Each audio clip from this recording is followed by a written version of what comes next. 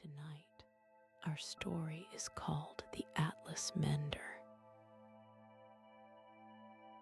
Some atlases are too fragile to be opened in daylight, and so they are mended only at night in a small back corner workshop of the Old Town Library.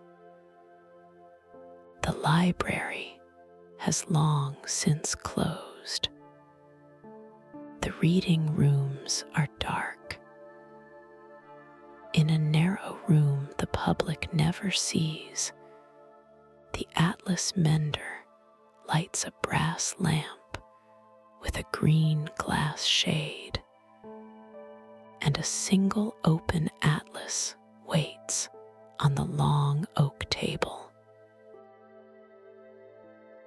The work is the same as it has always been.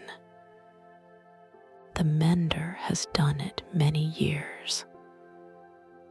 The same lamp, the same chair, the same table, the same slow hands. Tonight, as on every visit, the work begins with the lamp. Outside, late winter rain falls on the tall arched windows in a steady, soft rhythm, the kind of rain that has been falling for hours and seems content to keep falling for hours more. The card catalog drawers have been pushed in. The wooden chairs at the long study tables sit empty in their usual rows. The brass railings along the upper galleries have been wiped clean and left to their own quiet shine. The stone floors keep the days cold. The wooden shelves keep the day's hush.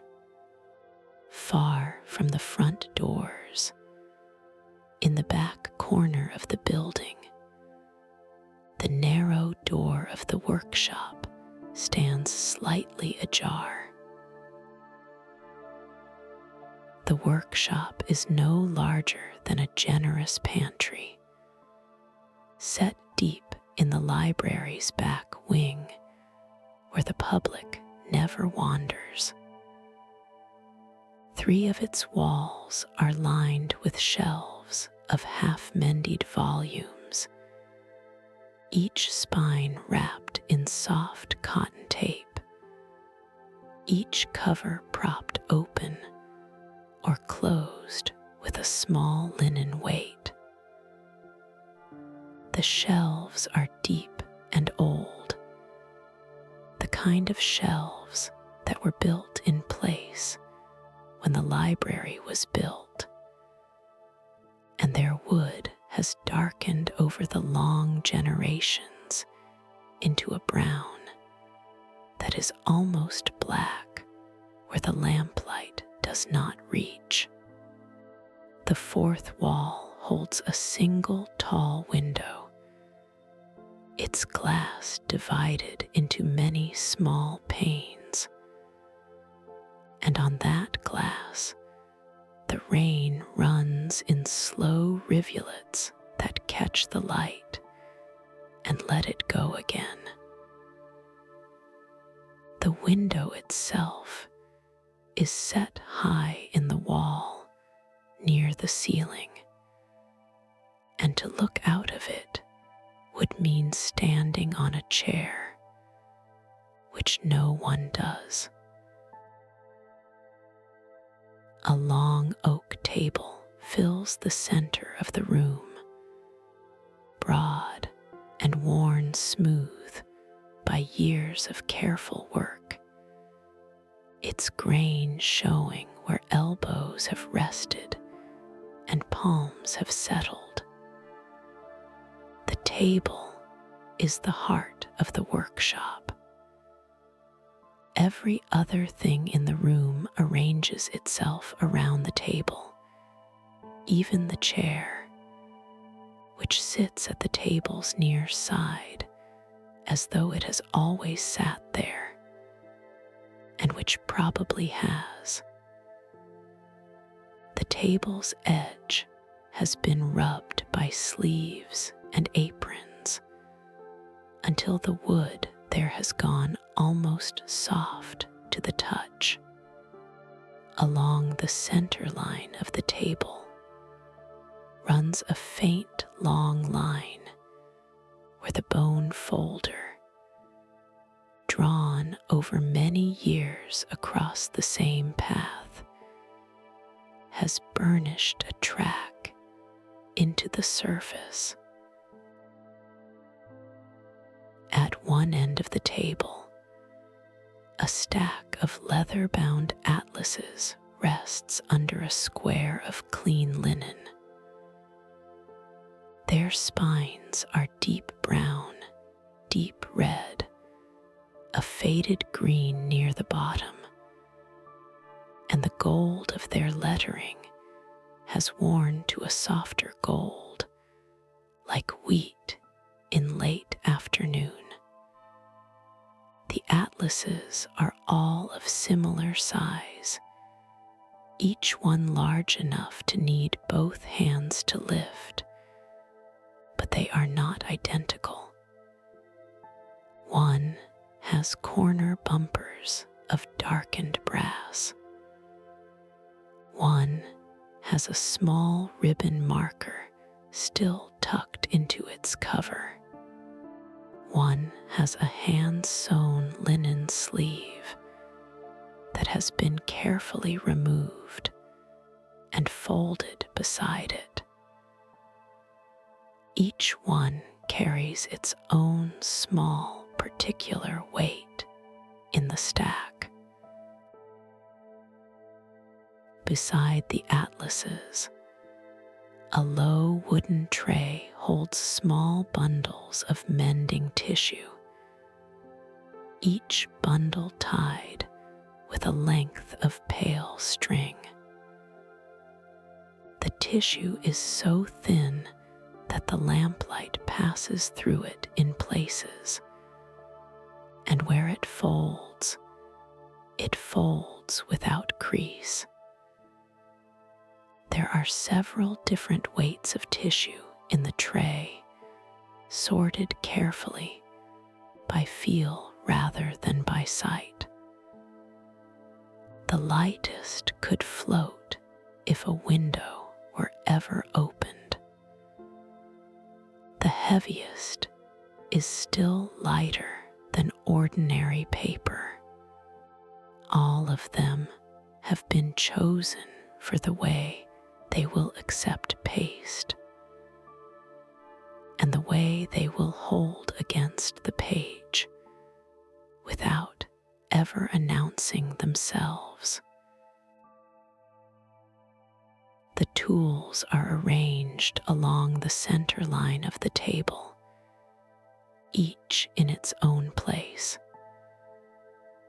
A bone folder, its tip rounded by long use, sits closest to the working chair. The folder is the length of a hand, slightly curved along its body, pale as old ivory, but warmer to the touch. A needle rests in a small block of cork, its eye threaded with linen. The cork is slightly indented in the place where the needle's eye has rested over many evenings. A spool of linen thread, the color of unbleached straw, sits beside the cork. The spool's wooden core has darkened with handling, and a small note in pencil has been written along its rim. A number that means something to the mender and to no one else. a small jar of wheat paste, its lid laid flat on the table beside it, holds a slow gleam at its surface. The paste has been mixed earlier in the evening from flour and water on a small hot plate in a cupboard down the hall, and it has cooled to the right consistency, the consistency of cream that has stood. 2 soft brushes lie next to the jar, one wide and one narrow, their bristles pale and clean. The wide brush is the breadth of 2 fingers. The narrow brush is the breadth of 1. Both have been wiped with a soft cloth at the end of last night's work, and both wait clean for tonight. A curved knife rests on a folded square of leather, its blade polished to the dull shine of long care. The knife is shorter than a finger, its handle wrapped in worn linen tape, its blade curved like the edge of a small moon.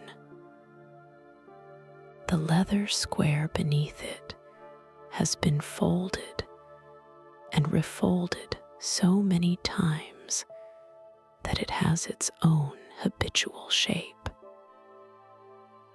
5 small weights, each one a flat stone wrapped in dark cloth, are stacked one on the next at the table's far edge. The cloth is a heavy charcoal gray, washed soft, and the stones beneath are smooth and cool. They are river stones, gathered long ago from a river the mender no longer thinks about, and they have been doing this work since long before tonight. Above the table, on a swing arm fixed to the wall, the brass lamp waits unlit. Its small green glass shade tilts slightly, the way it has tilted for many years, as though looking down at the work. The brass has the patina of long polishing. The cord that lifts and lowers the arm hangs in an easy loop. The shade itself is cool to the touch, smooth and faintly ridged where the glass was rolled long ago. The green of the shade is the green of certain old bottles, of pond water in shadow, of the inside of a leaf scene against a bright sky. It is a green that does not announce itself, the kind of green that becomes the color of everything else when it is the only color in the room. Around the workshop, on the deep shelves, the half-mended volumes wait in their long quiet. Some have been here for weeks.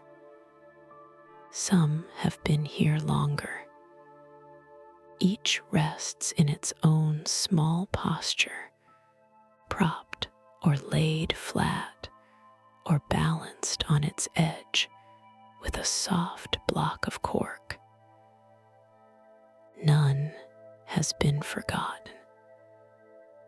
None expects to be hurried.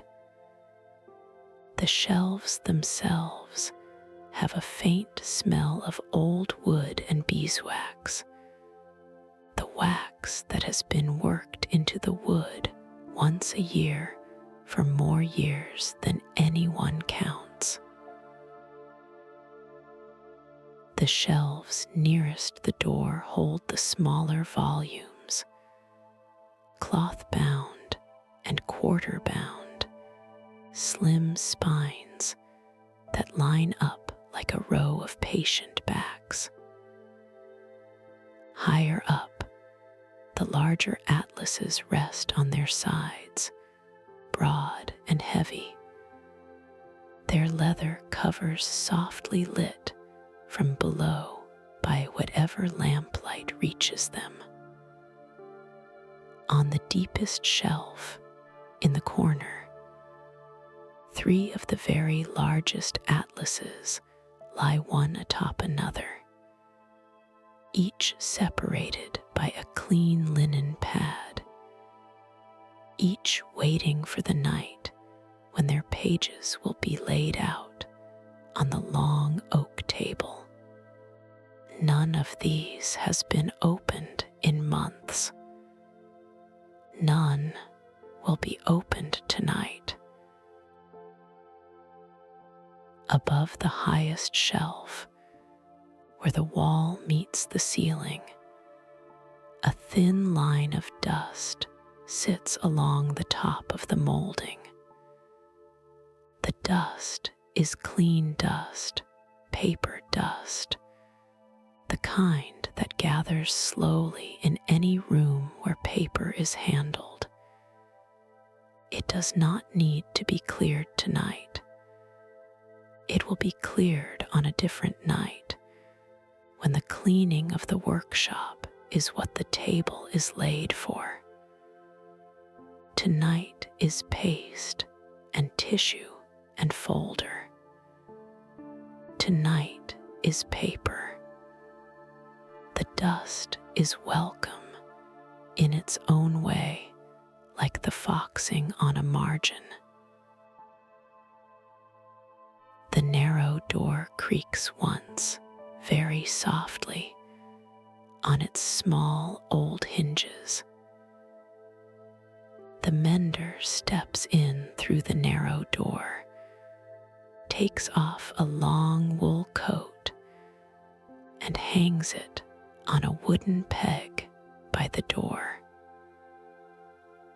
The coat is dark gray, a wool that has been worn so many winters that its fibers have taken on a softness. Wool only takes on with long use. The coat smells faintly of the rain, of the brief walk between the building's outer door and this inner one, of the cold of the street that stays in the wool for a few minutes after coming in. Beneath the coat, there is a soft cotton shirt, sleeves loose and rolled to the forearm, and a long linen apron whose ties have softened with washing. The apron has a faint patina of old paste at one hip, the ghost of a past brush stroke that has long since lifted and faded, but never quite left. The mender ties the apron, takes the time to settle the knot, and lets their hands rest for a moment at the apron's edge. They run a hand once down the front of the apron, smoothing the linen flat against their body. They check the small pocket at the right hip where the folded square of mending paper is kept. The square is there, folded just as it was. They check the small pocket at the left hip where a worn pencil and a scrap of cotton are kept. The pencil and the scrap are there. They lower their hand. They breathe. They cross to the table and reach up to the lamp. The small switch at the base of the swing arm clicks once, gently, and the lamp warms into life. The light is at first a pale gold, then a steadier gold, and finally it settles into the cool green tone the shade gives it. The pool of light it makes on the table is round and clean, a little smaller than a dinner plate, and around the pool the rest of the room sinks back into a soft brown shadow. The shelves at the edges of the room take on the suggestion of shelves rather than the fact of them. The corners gather. The single high window above darkens into the larger dark of the night beyond. The mender draws the chair close and sits. The chair is wooden, with a long grain along its arms, and its seat has been worn smooth by years of sitting. The arms of the chair are wide enough to rest a forearm on. The back of the chair is upright and firm, but not unkind. The chair has been at this table for as long as the table has been in this room. The chair and the table have come to belong to each other. They settle.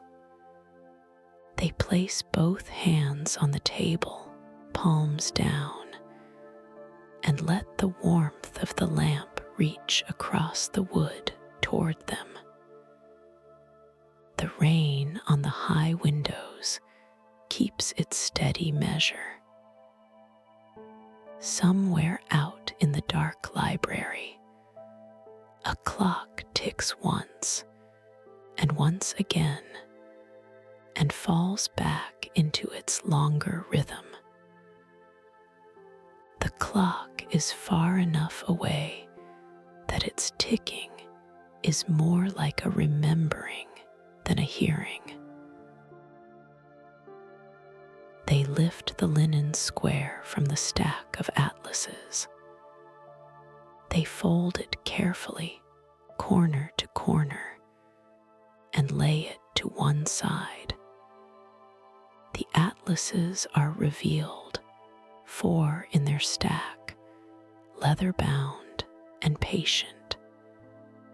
They draw the topmost atlas toward them.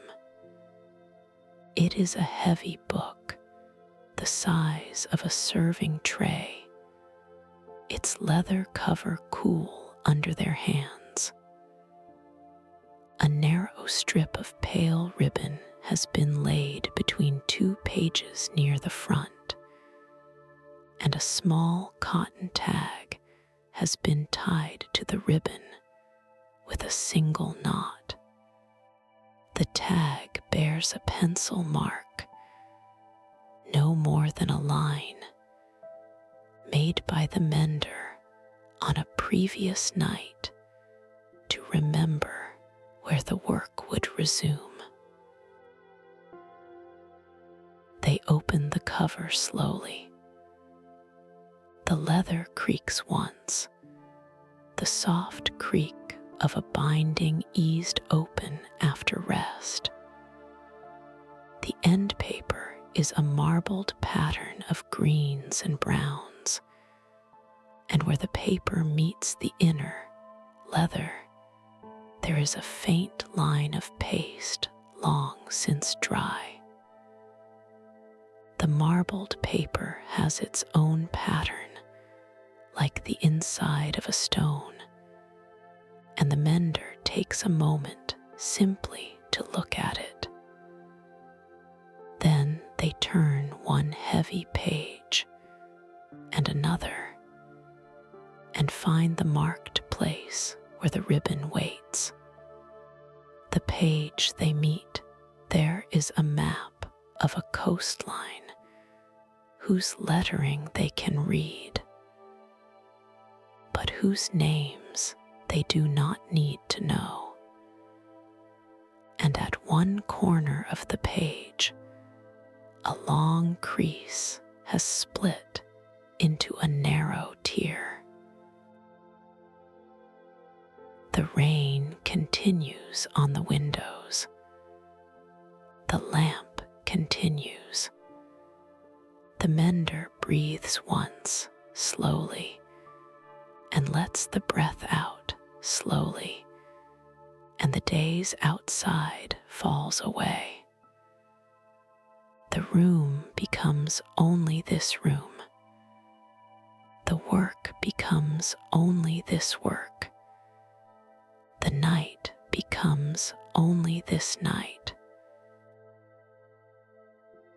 They lift the bone folder in their right hand. It is light and cool. They turn it once between thumb and forefinger, the way one turns any tool that has been used many times, and they lay it down beside the atlas, tip pointing toward the working corner of the page.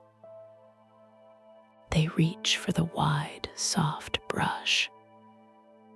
They draw it in a single light pass across the surface of the page near the tear, sweeping any small dust away from where the work will be done.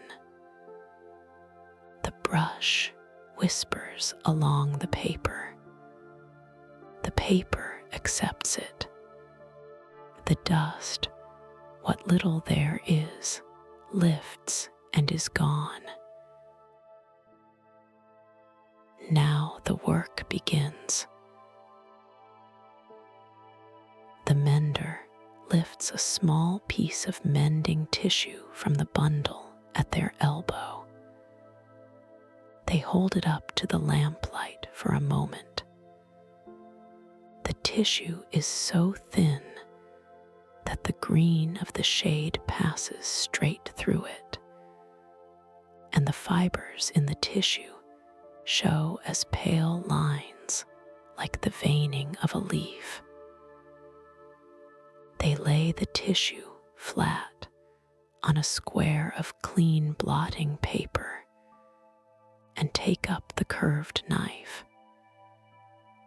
They trim the tissue along its edge with a single slow draw of the blade, leaving a soft, feathered edge instead of a clean one.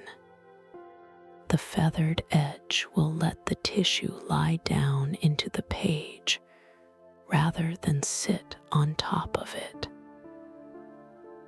The knife slips through the tissue with a sound that is barely a sound. They set the knife back on its leather square. They lay the trimmed tissue on a second clean cloth, ready. They take up the narrow brush. They dip its tip into the small jar of wheat paste. The paste is the color of cream with a faint shine, and it smells of nothing at all, or of nothing more than warm flour in a pantry. They They draw the brush along the inside edge of the tear on the map, a line so slight that no one not watching closely would see the wetness on the page. The paste is thin enough to lie down flat. The paste is thick enough to hold. They set the brush down. They pick up the trimmed tissue between thumb and forefinger and lay it across the tear with the lightest possible pressure. Fibers aligning along the line of the split. They take up the bone folder. They turn it in their hand once.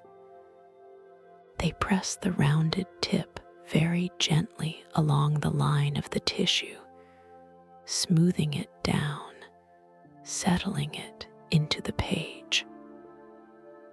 The bone folder slips along the tissue with a sound so soft it is barely a sound at all. The cool slip of bone along damp paper, a sound that exists only because the mender is listening. They draw the folder back to themselves. They draw it along the line again. The tissue settles. The paper accepts it. The split is no longer a split. They lift one of the small weights from the stack. The weight has a heft to it, a stone within cloth, smooth and dense. They lay the weight across the mended line. They wait. The rain on the high windows has not changed. The lamp under its green shade has not changed. They place a second weight beside the first, just to be sure the join lies even. The two weights settle into their slight depression on the page. They lean back in their chair just slightly and let their eyes go to the window for a moment. The rain rivulets on the small panes catch the green light and let it go. The night outside is the soft black of a town in winter, where street lamps glow somewhere past the library garden, but do not reach this far. There is no wind to speak of. The rain has the air to itself. The window panes shiver very faintly under the rain. The kind of shiver that a window will give only if the rain has been falling long enough to soften the glass into the rhythm of the rain. They reach for the next page. The atlas is open, and the next page has another small repair waiting, a place where the corner has been folded and refolded so many times that the paper has worn thin.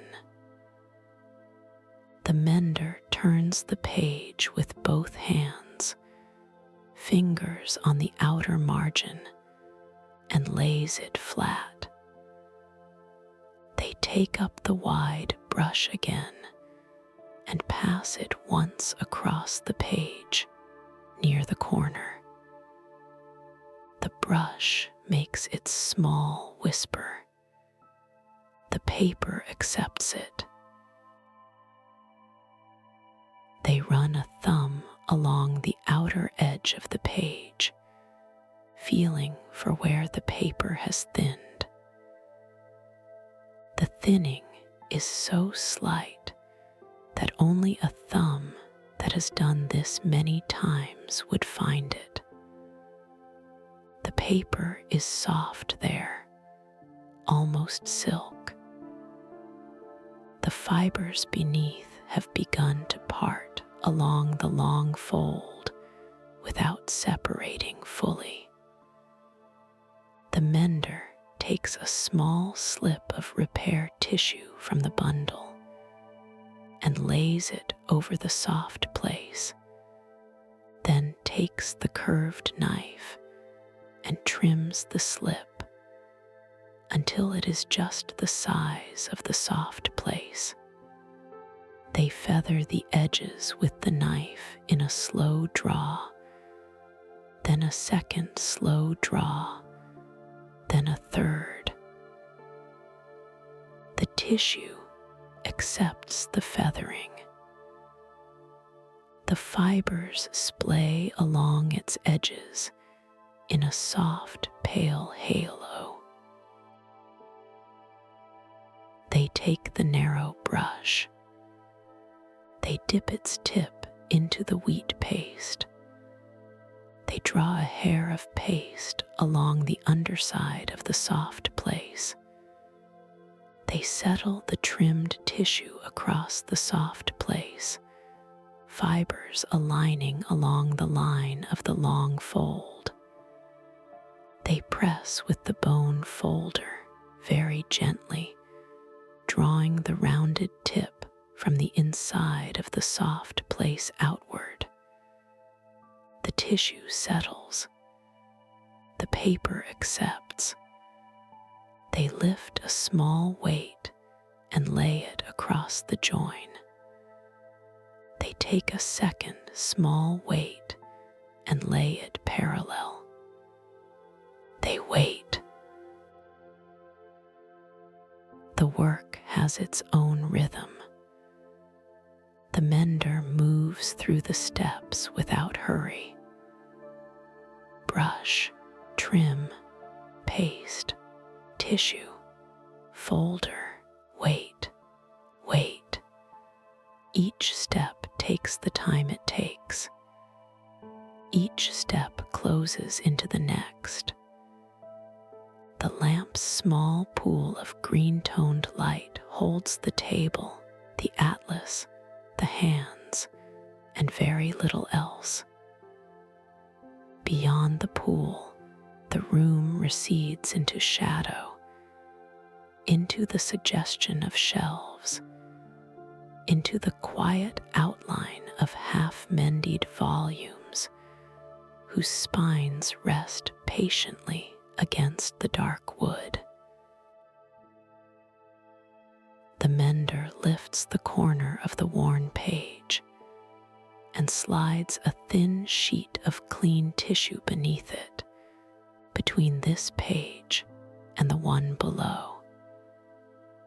The tissue's cool whisper as it moves between pages is the smallest sound. They take the brush, dip the narrowest tip into the paste, and draw a hairline along the underside of the worn corner. They lay the corner back down. They press it with the bone folder. They lift the small weight from the previous repair and move it carefully to this one. They take a second weight. They settle it.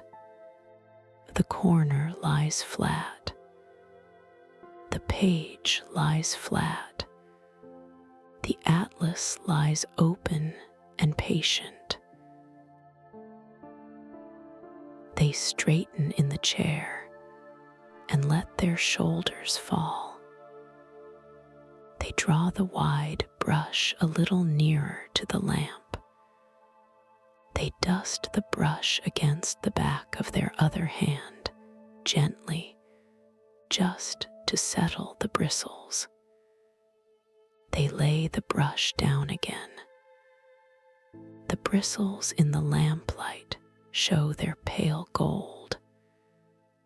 The handle is bare wood, dark with the oil of many handlings. The brush has been with them for years. The brush will outlast many things. They draw a slow finger along the spine of the open atlas, feeling the long body of the book. The leather is firm here, supple there. The way leather settles into different humors along its length. The headband at the top of the spine is a small woven cord of red and pale gold, faded by age, but still holding its weave. They touch the headband for a moment, the way one might touch a familiar shoulder. They take their finger back. They let the atlas settle. They sit back. They let their hands rest on the apron, the rain on the windows, the lamp with its green shade, the clock somewhere in the dark library, slowly counting out something that needs no counting. The smell of the workshop is the smell of old paper, of leather warmed by lamplight, of wheat paste that does not really smell, and somewhere underneath, of beeswax from the tape on the shelves around them. The smells layer. The smells settle. They are the smells of patience kept by paper. They pour a careful measure of water from a small clay pitcher into a small clay cup at the corner of the table. The cup is wide and shallow, its inside glazed pale, its outside a soft, unglazed beige. They lay a fresh tea bag of dried chamomile into the water. They cover the cup with a thin saucer. They will let it cool to drinking warmth slowly. They will not rush the steeping. They lift the next page. They turn it. They lay it flat. They check the page beneath. They run the wide brush gently along the surface.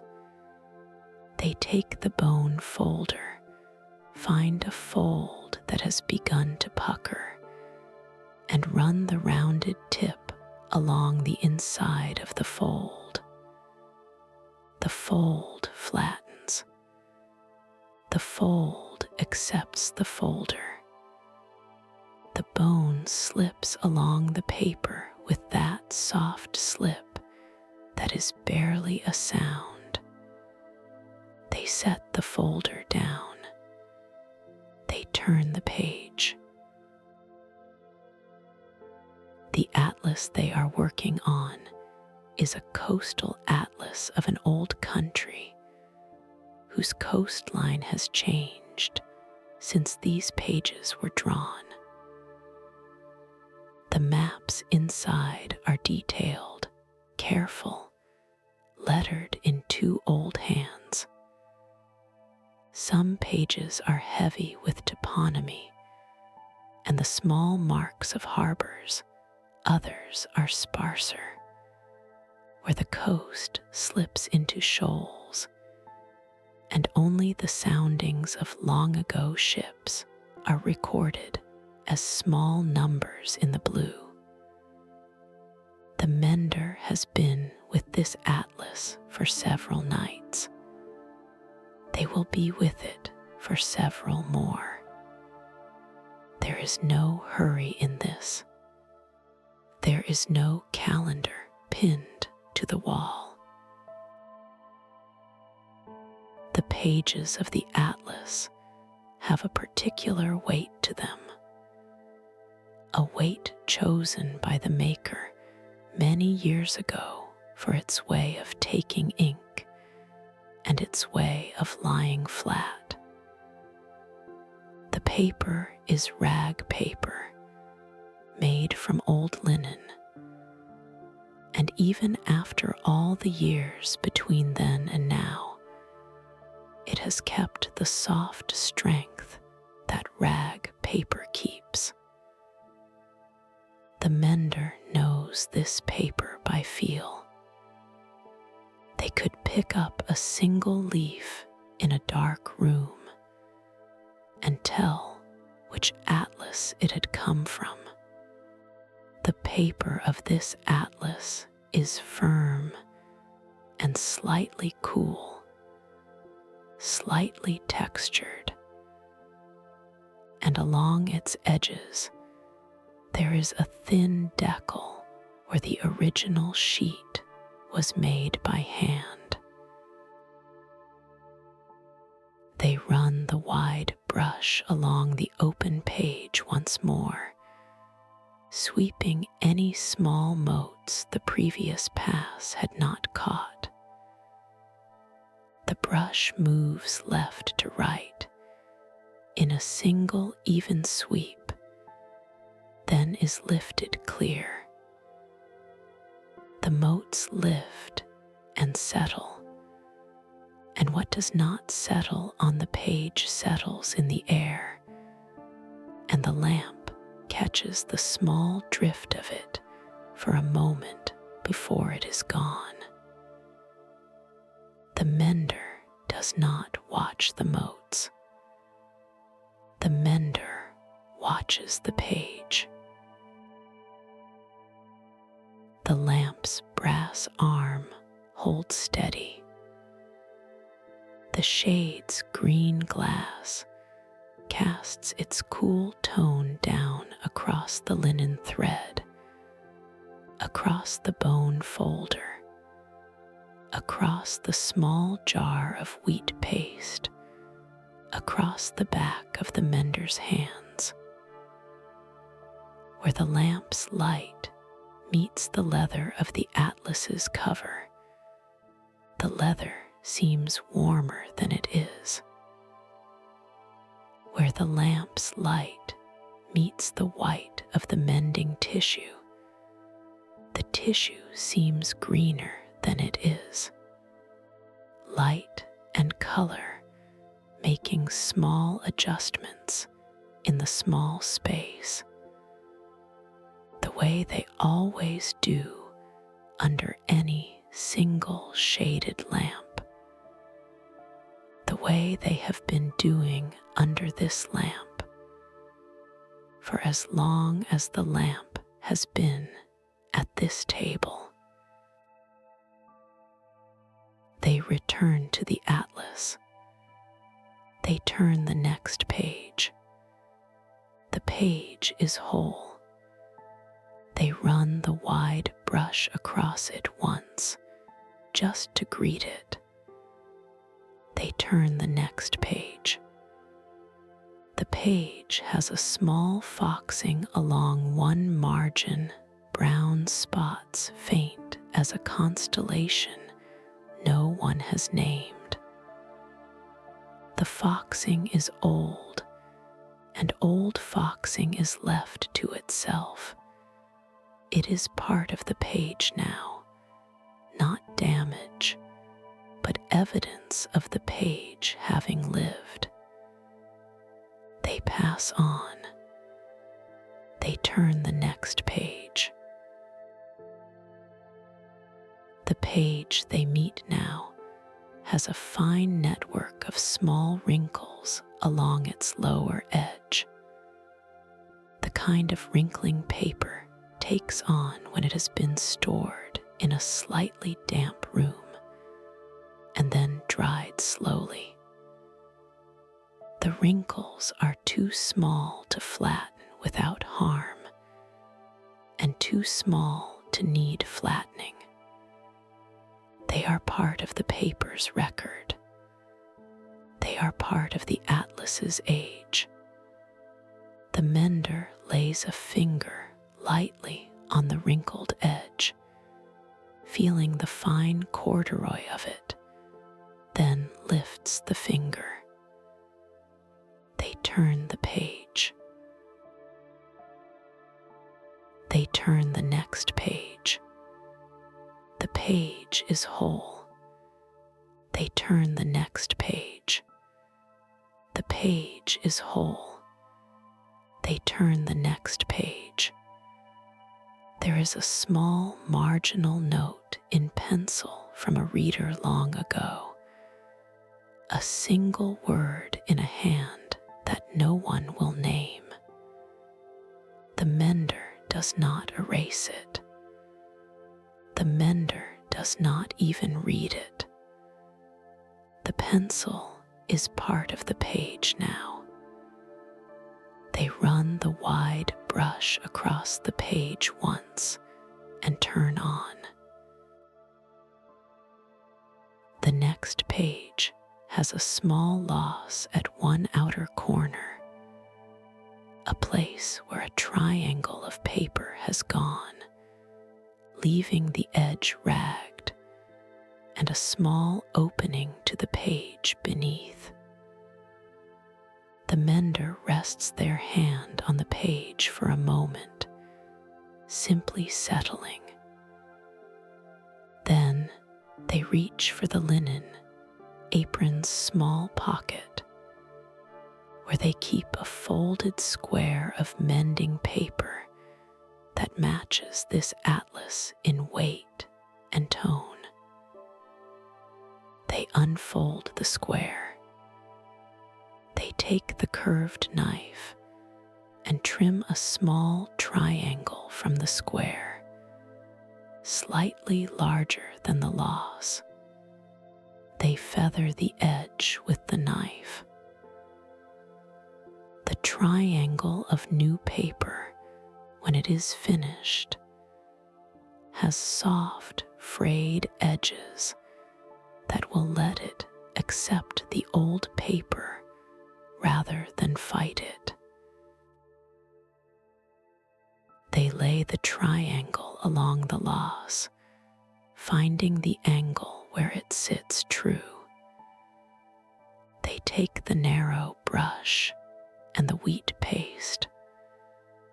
They draw a hair of paste along the edges where the new paper meets the old. They press the new paper down with the bone folder, settling, drawing the folder along the seam in long, even passes.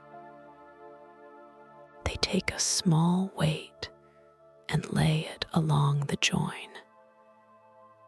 They wait. They set a second weight. They wait. They lift the small clay cup. The chamomile has steeped to a pale gold under the saucer. They sip. The tea is warm and faintly sweet, with the soft, clean taste of dried flowers. They set the cup down. They lift the bone folder. They run it once along the seam where the new triangle meets the old paper. The seam disappears. The page is whole again, with a faint difference at the corner that only a hand on the corner would feel. A difference that a reader would never notice, and that the paper itself will accept over the coming years. They lift the weights, one at a time, from the previous repair and stack them at the table's far edge. The repair lies quiet now. The tissue has set into the page. The triangle has set into the corner. The atlas has accepted what was offered. They run the wide brush along the page once more, just to dust it, just to greet it. They turn the page. They draw the chamomile cup close again and sip. They have not finished half the cup yet. The tea is patient. The cup is patient. They set the cup down. They look at the lamp's green shade for a moment. They look at the atlas. They turn the page. The rain on the high windows has not slowed. The rain has not increased. The rain is simply the rain, and it is doing the work of being rain. The mender listens to it without listening, the way one hears the breath of a room one has been in for a long time. They draw the next page across. They lay it flat.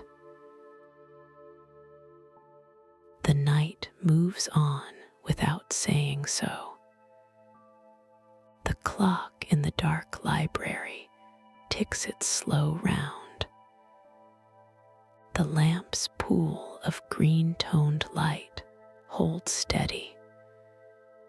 The shadows past the lamp's reach fall softly together at the edges of the workshop, where the half-mended volumes wait on their shelves under their cotton tape and small linen weights.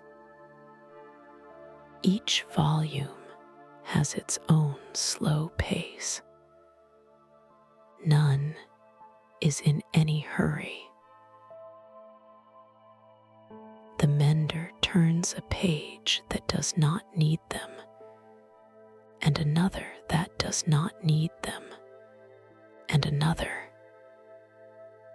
They pause where a small spot of old wax has fallen on a margin generations ago and dried into a faint disk.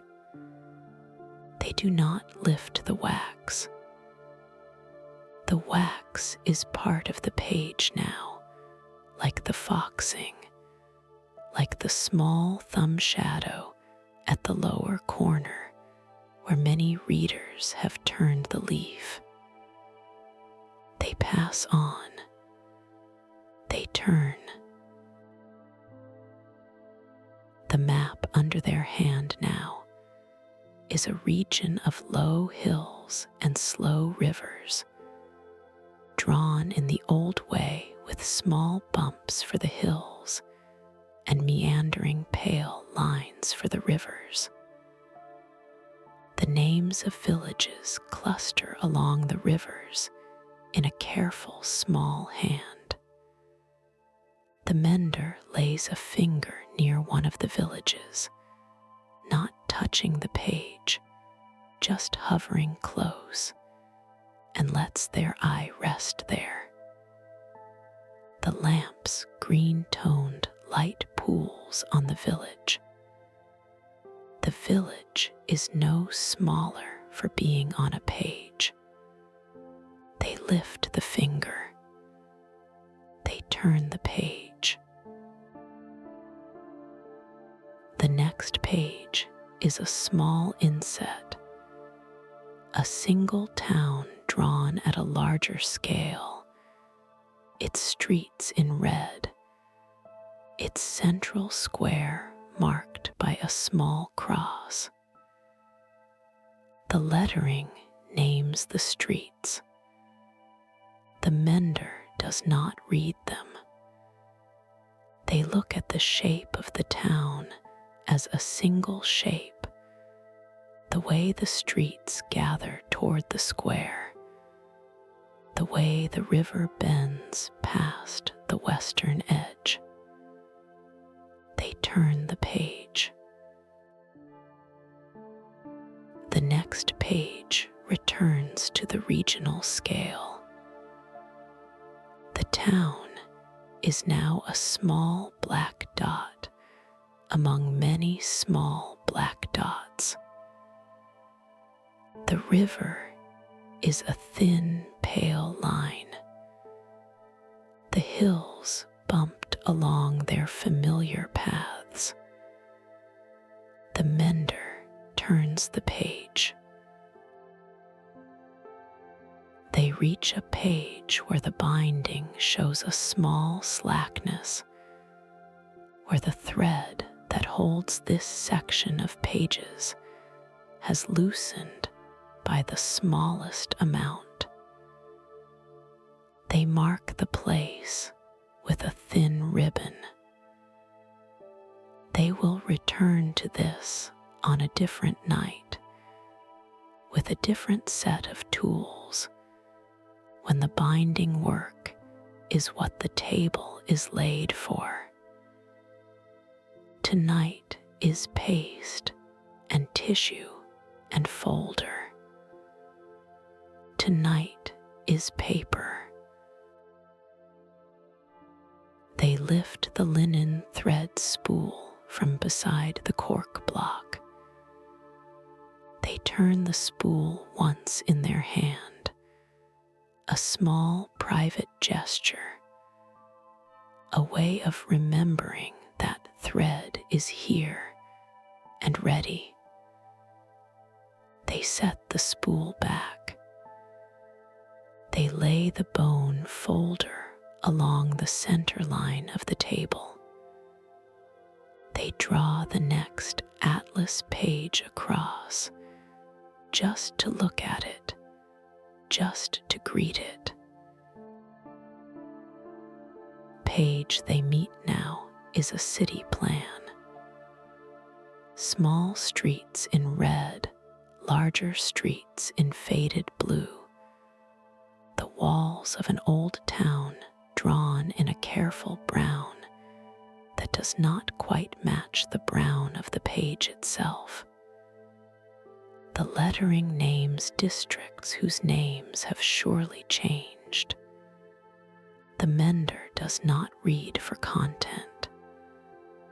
They read for surface, for the way the paper has aged, for the small risings and slumps that tell where moisture once visited and where it did not.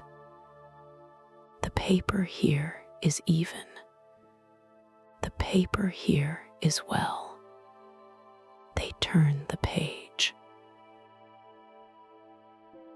They reach for the wide brush, sweep it along the new page, set it down.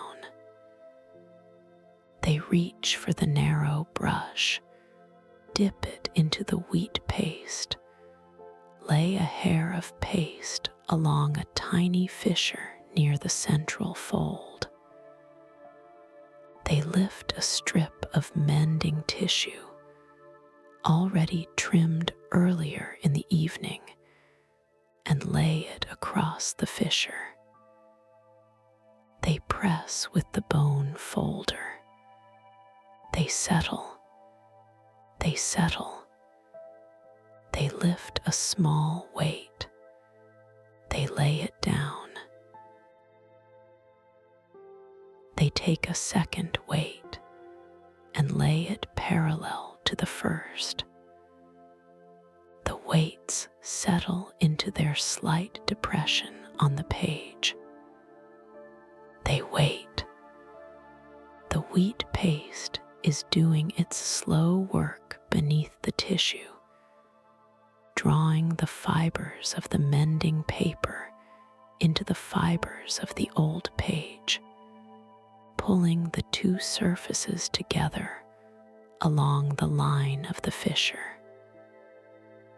The work happens at a scale too small to see. The weights hold the surface still, while the paste does what paste does. They sit back. They draw a slow breath in and let it out. The lamp under its green shade, the rain on the high windows, the clock somewhere far off in the dark library, the faint warmth of the lamp in the table beneath their hands. They breathe. They breathe. They sit back again. They let the chair take their weight.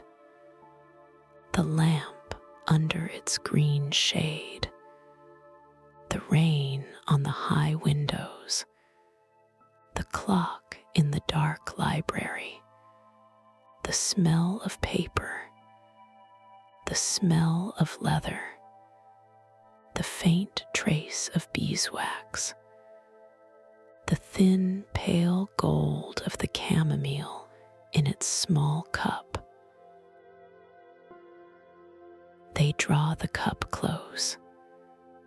They sip again. The tea has cooled toward warm. They hold the cup with both hands for a moment, letting the warmth pass into their palms, letting the steam go up around their face. They set the cup down. They reach for the next page. The next page is whole. The next page is whole. The next page has a small repair that was made by another hand many years ago.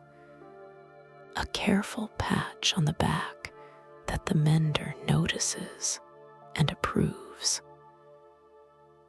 The patch is older than the mender, older than anyone who could remember the hand that made it.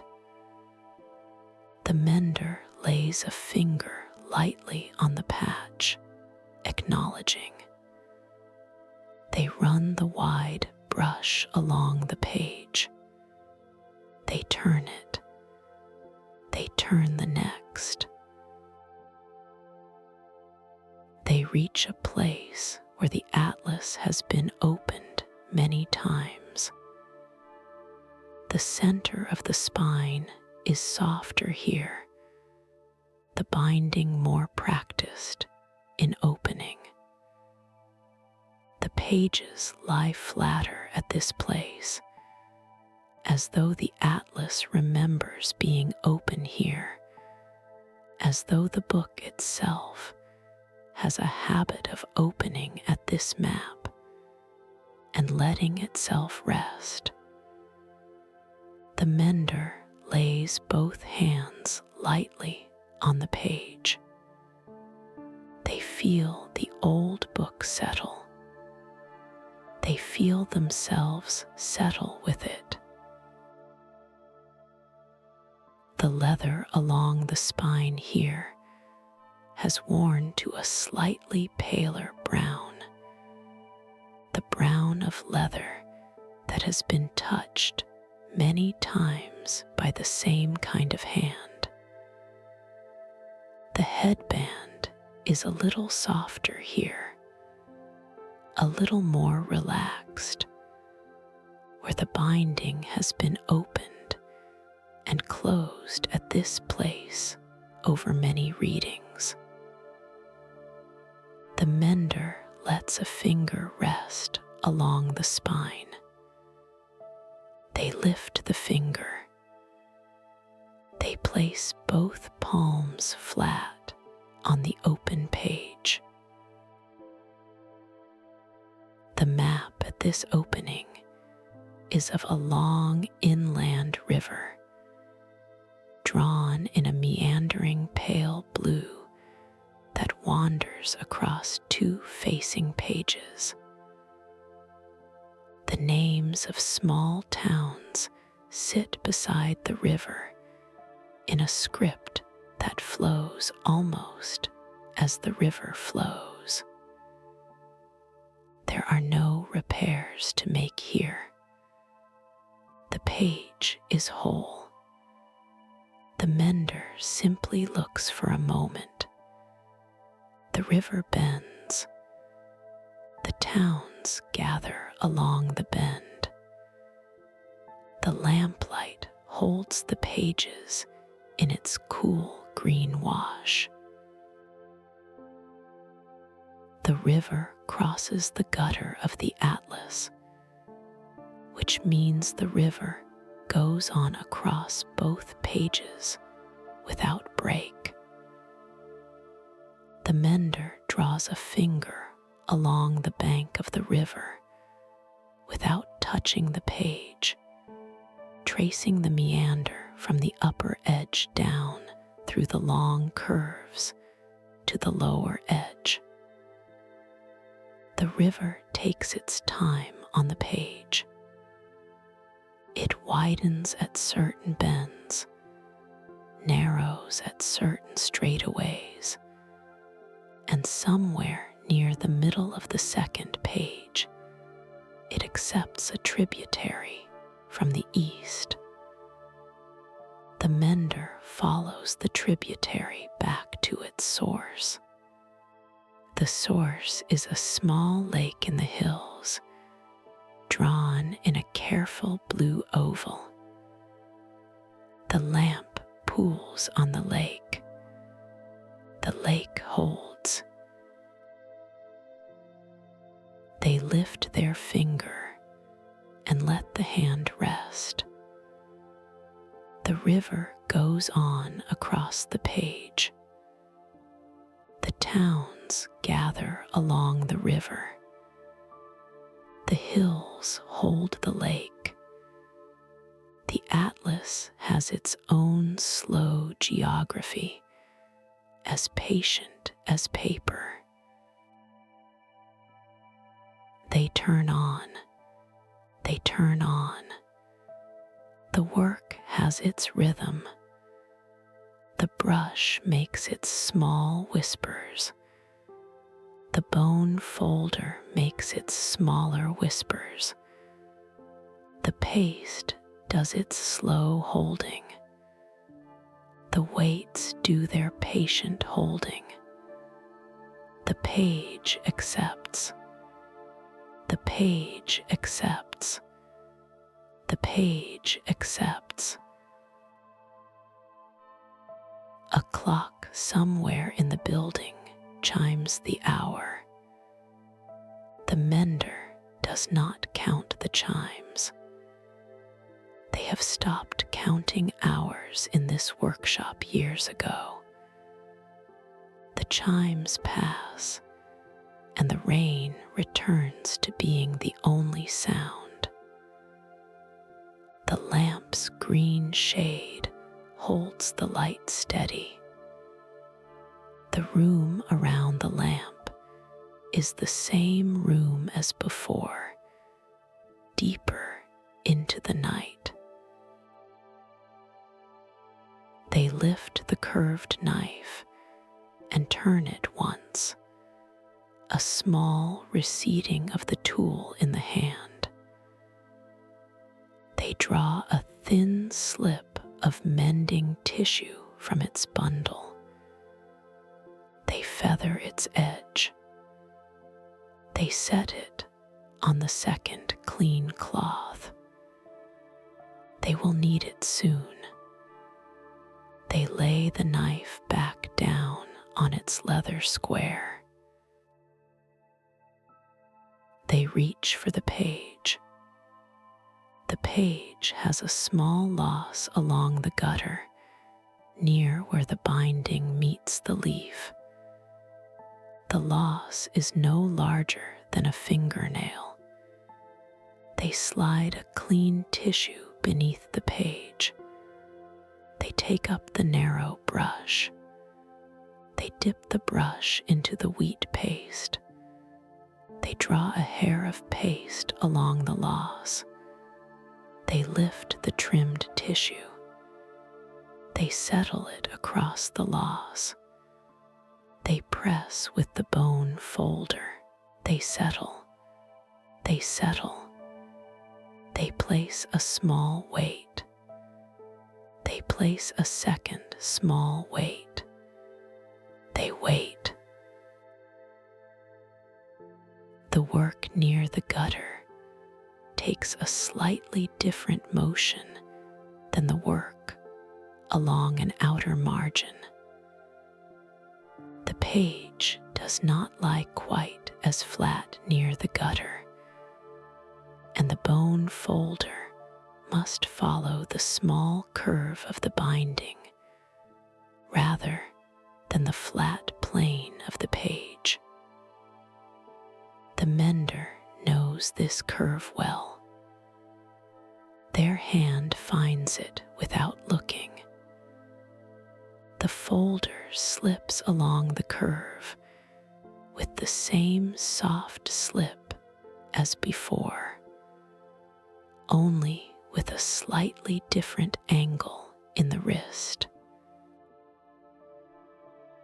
They sit back just slightly and let the weights do their slow holding.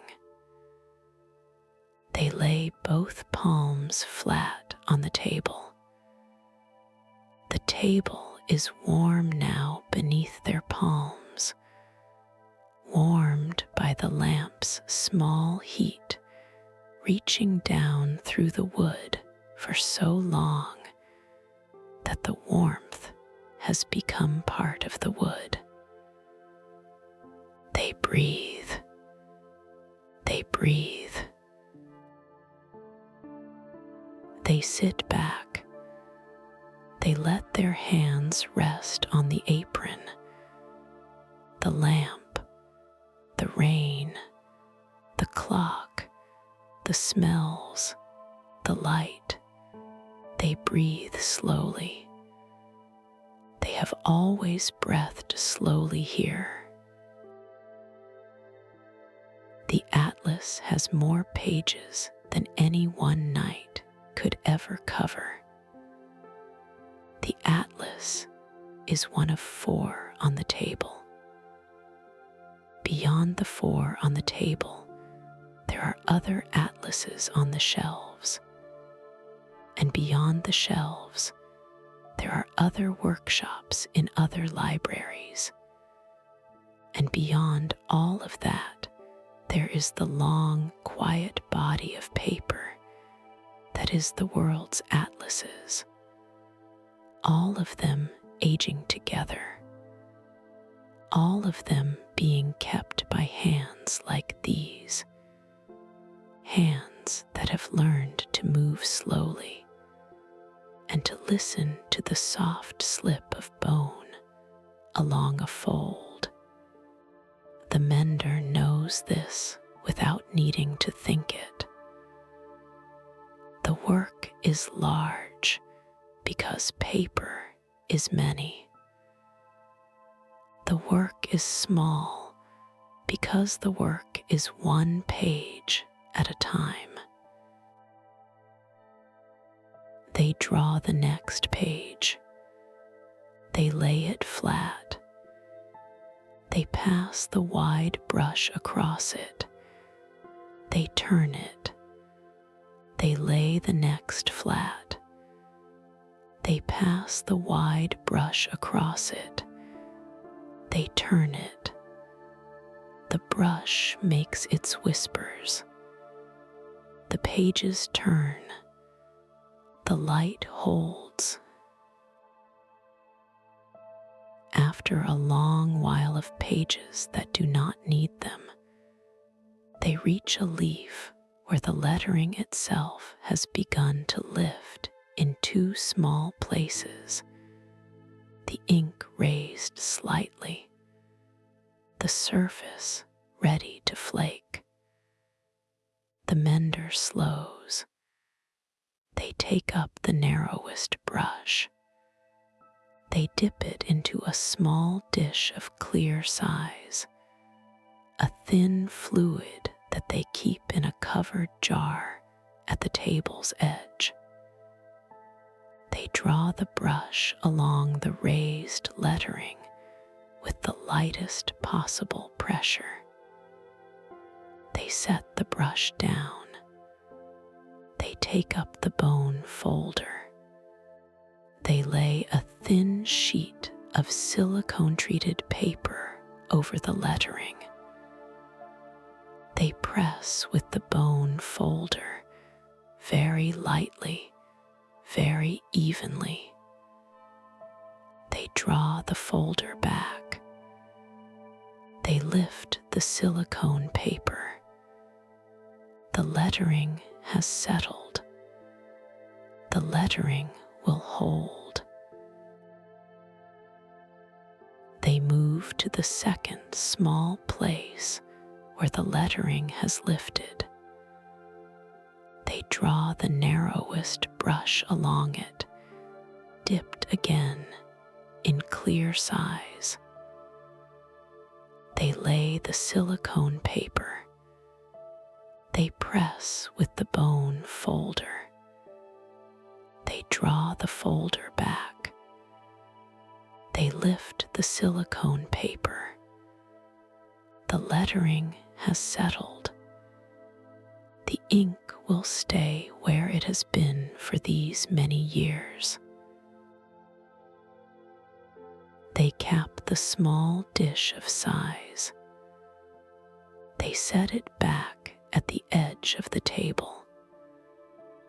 They wipe the narrowest brush against a clean cloth, drawing the bristles through the cloth slowly until the brush comes clean. They lay the brush parallel to the others. They sit back. They sit back. They breathe out. The lamp, the rain, the clock. They reach for the chamomile cup. The tea is room warm now. They drink the last of it slowly. They set the cup down.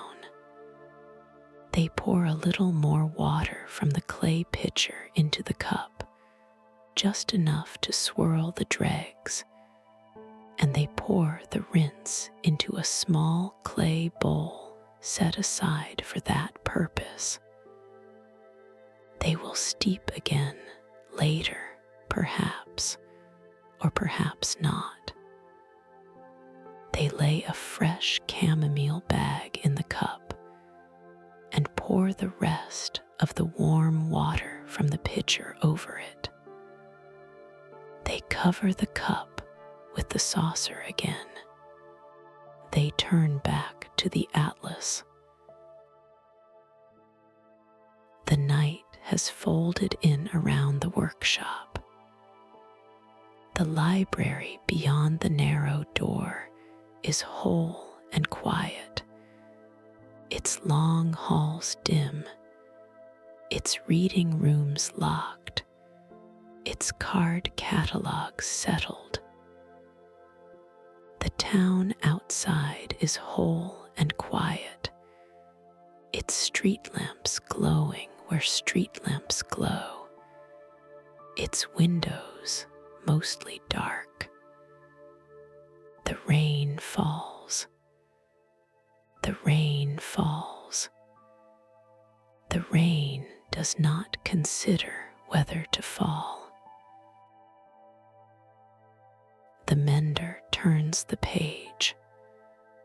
The page is whole. They turn the page. The page is whole. They turn the page. There is a small fold along the upper margin, a fold that someone made long ago to mark a place. The fold has set into the paper. The paper remembers it. The mender does not unfold it. The fold is part of the page now. They run the wide brush across the page once, gently, and turn on. They have been working long enough that the lamp's small warmth has reached across the wood toward them and settled into the table itself. The oak holds the warmth quietly. They lay their palm flat against the table for a moment, and the table is warm. They lift their palm. They take up the bone folder. They turn it once in their hand. They set it down. They reach the end of the section they had marked for tonight. They lift the ribbon, lay it across the open page, and close the atlas slowly. The leather creaks once as the cover comes down, the same soft creak as when it was opened, only quieter now, as though the atlas has settled a little more into itself. They draw the linen square across the cover. They lay the closed atlas back at its end of the table. They reach for the second atlas in the stack. The second atlas is bound in deep brown leather with a small inlay of gold along the spine. The gold has darkened to the gold of an old ring. They draw it close. The leather of this atlas has a slightly different grain than the first, finer, more even.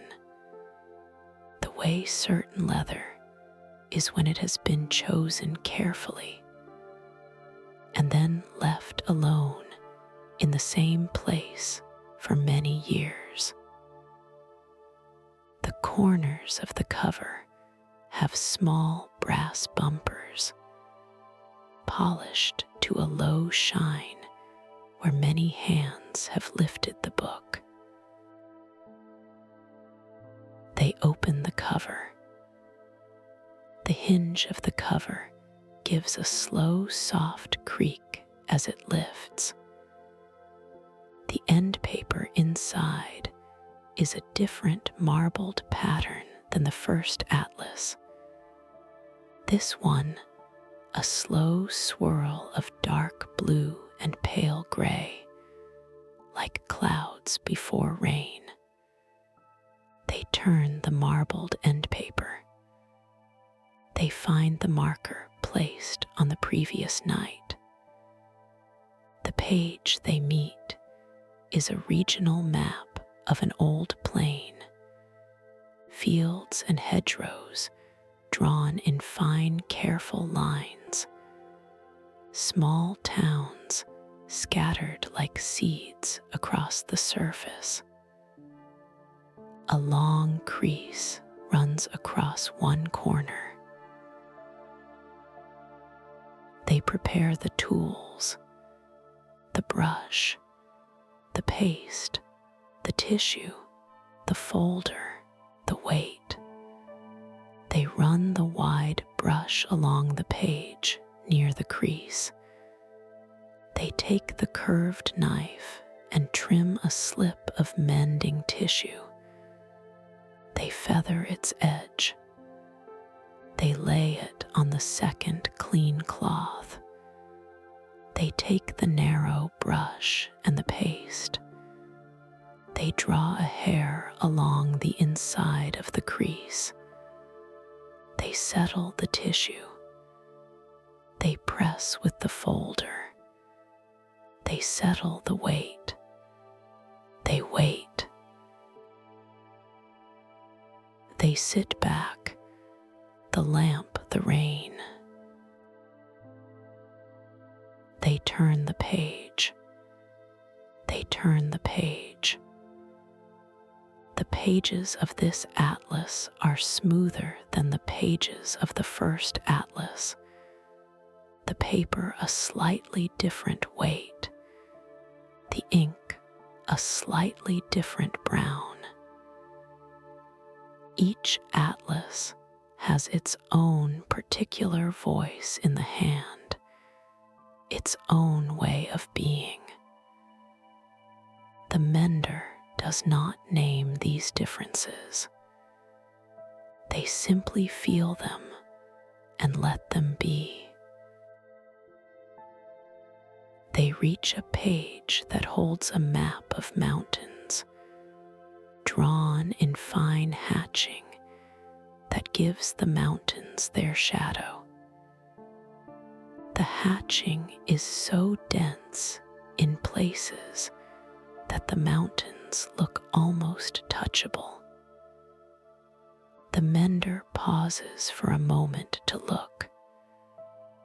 The mountains rise in their hatched lines.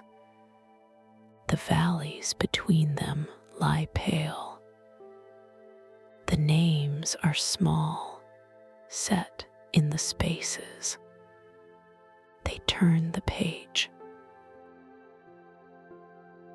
The next page continues the mountain range, the same dense hatching, the same pale valleys, the names continuing in the same small old hand. The range walks across the page from upper left to lower right in a slow diagonal, and the towns gather at the passes where roads thread between the peaks. The mender lets their eye follow the road through one pass, then through another. The road is drawn in a fine red line, dotted in places where it crosses what may have been a stream.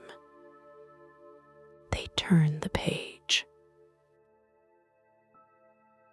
The page after that returns to the plain. The mountain range now a row of low bumps along one edge.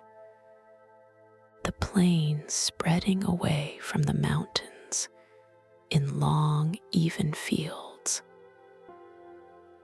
The mender runs the wide brush across the page. They turn the page. They reach a small repair waiting along an inner margin, a hairline split along a fold.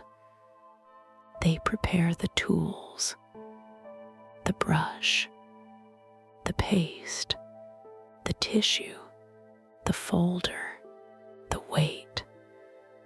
They draw a hair of paste along the inside of the split.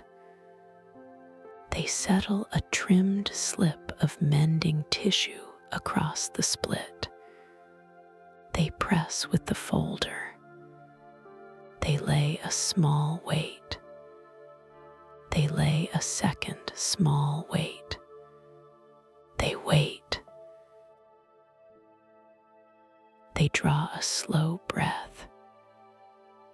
They lay both hands' palms down on the table beside the open atlas. They feel the smoothed grain of the oak under their palms. They feel the small warmth of the lamp in the wood.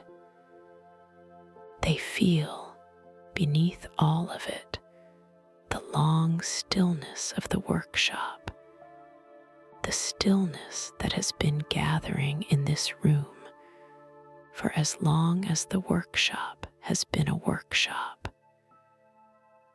The stillness is not silence. The stillness is the room being itself. They lift their hands. They turn the page. The page is whole. They run the wide brush. The brush whispers. The page accepts. They turn the page. They reach a page where the lower margin shows a small pale crescent, a place where the page once held a drop of water for long enough to leave its faint shape behind. The water has long since gone. The shape remains. The mender lays a finger near the crescent without touching it. They turn the page. The next page is whole. The next page is whole. They turn. They turn. They turn the page. They turn the page. They reach a small foxing along an outer margin and pass on. They reach a small wax disc along another margin and pass on. They reach a small thumbprint, faded almost to nothing, where someone long ago held a page open while reading. They pass on. The atlas accepts these old marks, and so does the mender. They reach a page where the corner has begun to lift, a small plane of paper that has slipped free of the page beneath it across years of being slightly too dry. They prepare the tools. They slide a clean tissue beneath the lifted plane. They draw a hair of paste along the underside. They settle the plane back to the page. They press with the folder, settling along the inside of the plane in long, careful passes. They lift a small weight. They settle it. They wait. The lifted plane has a small curl at one edge, a curl that has set into the paper from being lifted too long. The mender will press it patiently. The paper will accept patience. The paper accepts patience as a matter of course, given enough of it. They lay a second weight beside the first, distributing the pressure evenly along the underside of the plane. They sit back. They breathe. They reach for the linen square they had folded and set aside earlier. They draw it close and refold it the other way, corner to corner the long way, a small habit of hand. They lay it back where it was. They draw the chamomile cup close, hold it, set it down without drinking. They lift the bone folder. They turn it. They lay it down. They sit back. They let the chair take their weight. They let their eyes close for the briefest moment then open them. The lamp under its green shade, the rain on the high windows, the atlas open on the table, the half-mended volumes on the shelves around the room. They reach for the chamomile cup. The tea is warm again, having steeped a second time. They drink. They set the cup down. They turn the page. They turn the page. They run the wide brush. They turn the page. A small repair. A small repair. They prepare. They settle. They wait. They lift the chamomile cup. They sip. The tea has cooled to almost the temperature of the room. They drink it slowly. The dried flower taste is fainter now, having steeped past its best, but it is still pleasant in its way. They set the cup down empty. They turn the cup once on its small saucer. They leave it. They draw the open atlas closer to the lamp. They turn the page. They run the wide brush. They turn the page. The night moves on. The clock chimes again, somewhere far off. The mender does not count. The atlas in front of them has settled into a deeper openness, the way a well-bound book settles when it has been held flat under steady weight for long enough. The pages drape rather than spring. The binding is at ease. The mender turns a page, and the page turns smoothly, falling into its place beside the next. They turn another. They turn another. They draw a small slip of mending tissue from the bundle. They hold it up to the lamplight. The fibers show in the green wash. They feather the edges with the curved knife. They lay the slip on the second clean cloth. They will use it when they need it. They lay the knife down on its leather square. They work through several pages without need of repair. They simply turn, brush, turn, brush. The brush whispers along the page. The paper accepts. The pages lie flat. The atlas settles. They reach a place where the atlas opens to a sea chart, a great expanse of pale blue with lines of soundings drawn across it.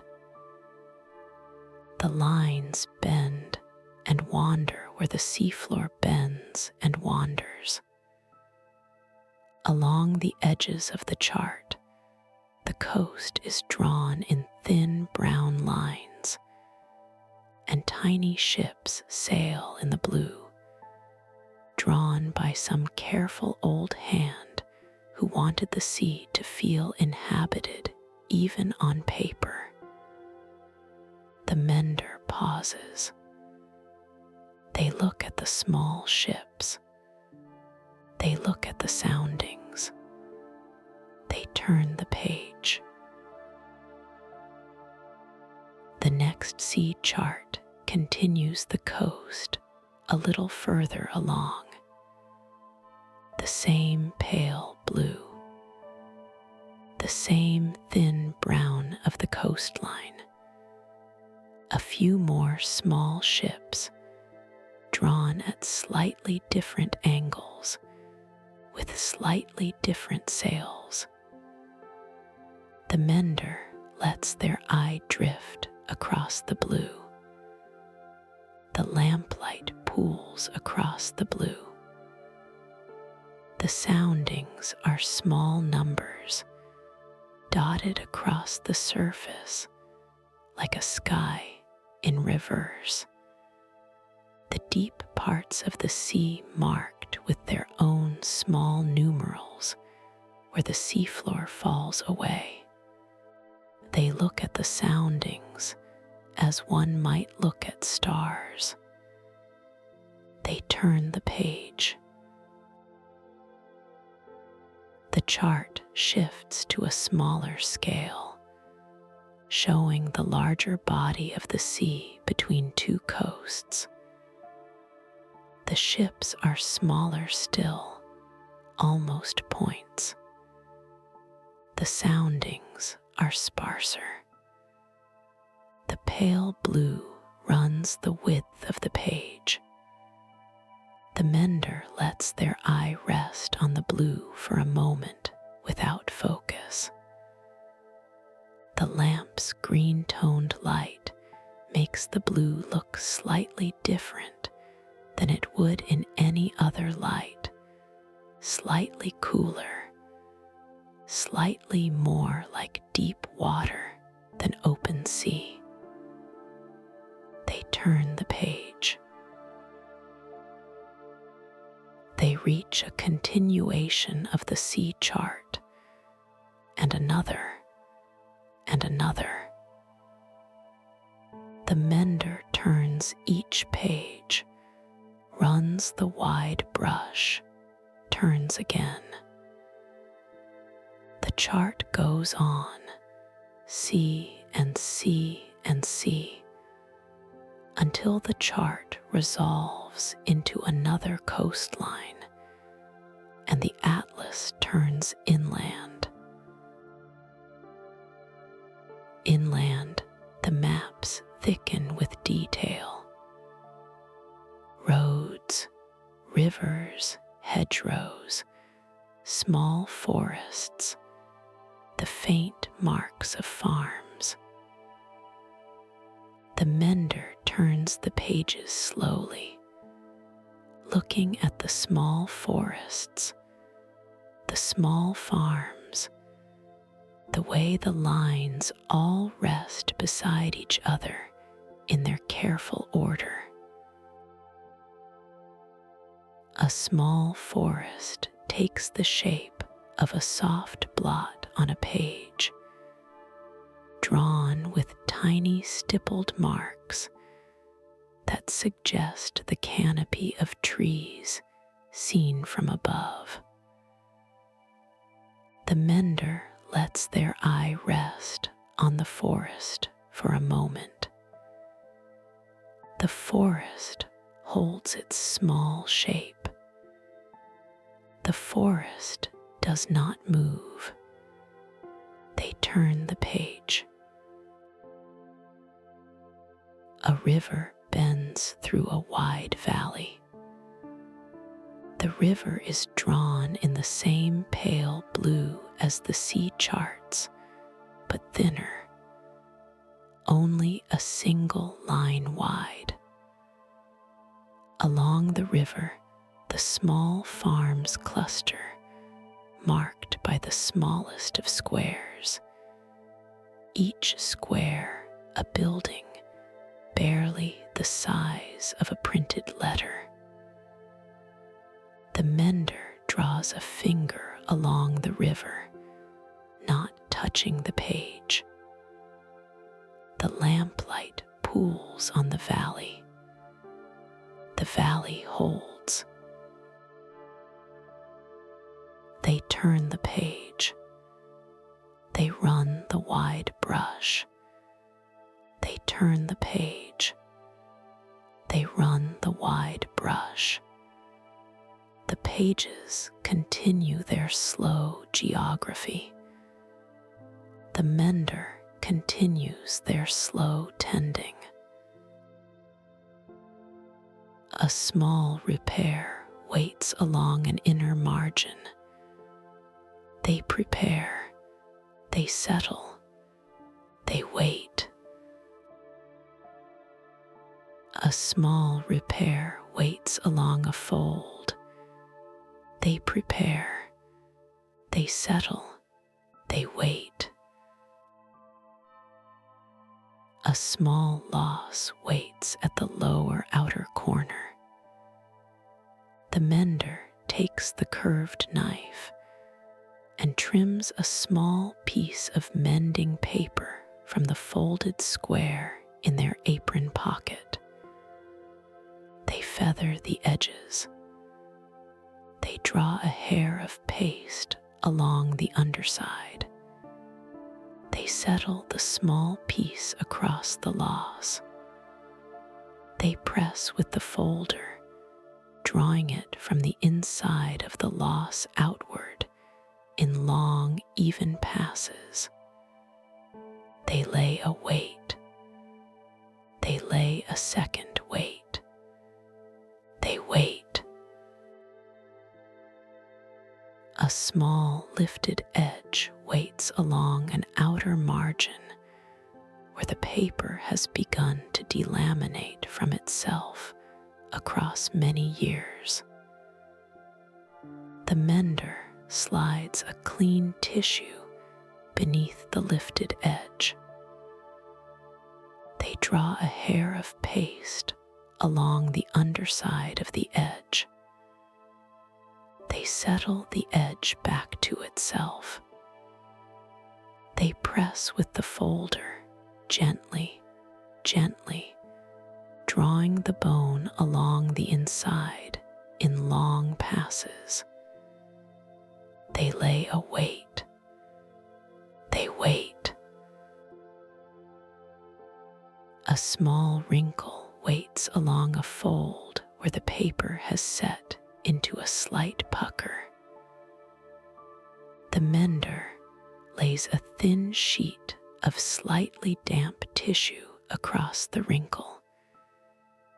They press with the folder, drawing the bone along the inside in long, even passes.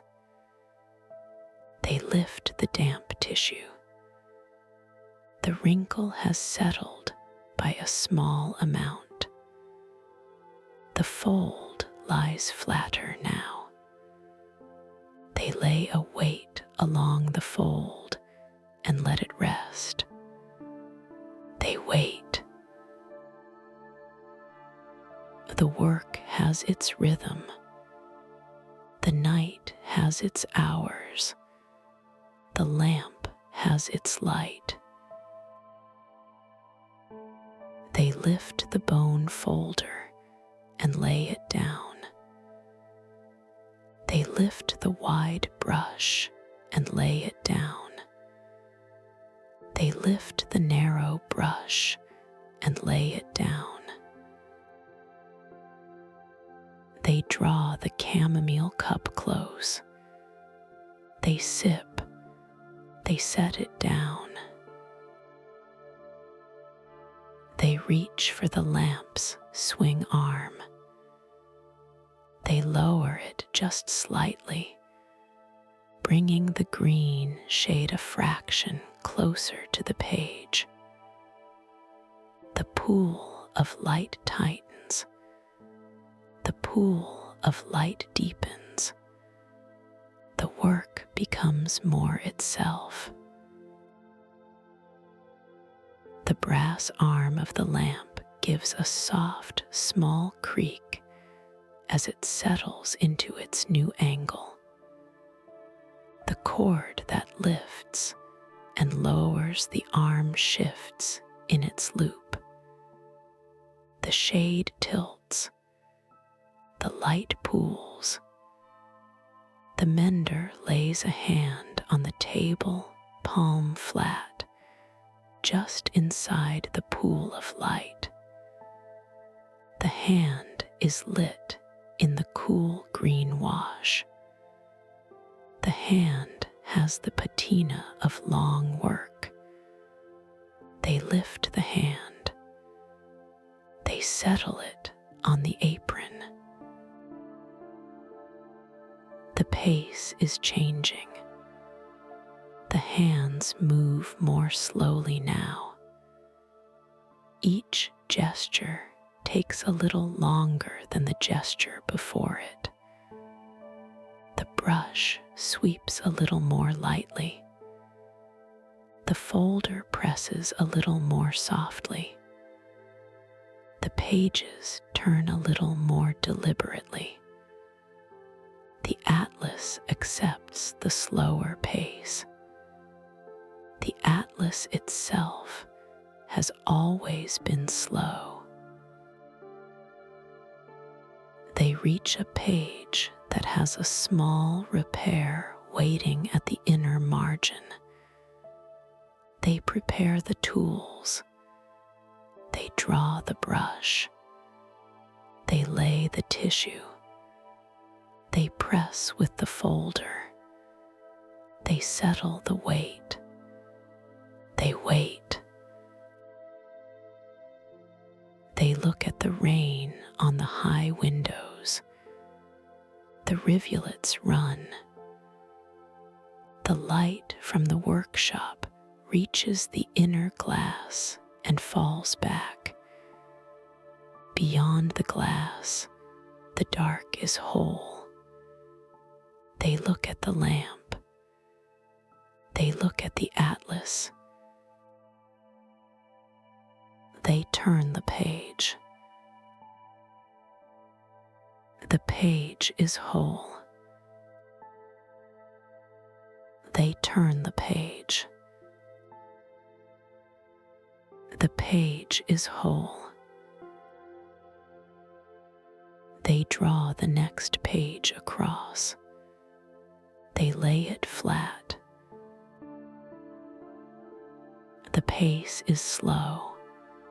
The pace is good. The work is what it is. They run the wide brush across the new page. They turn the page. They run the wide brush. They turn the page. The brush whispers. The paper accepts. The lamp holds. They reach for the bone folder. They run it once along a fold that does not need it, just to feel the slip of bone along paper. The slip is the small good sound. They set the folder down. They lift the cup. The cup is empty. They set the cup down. They look at the atlas. The atlas is open. They turn the page. The hour deepens. The rain slows by a small amount. The rain does not stop. The rain only changes its rhythm, becoming slower.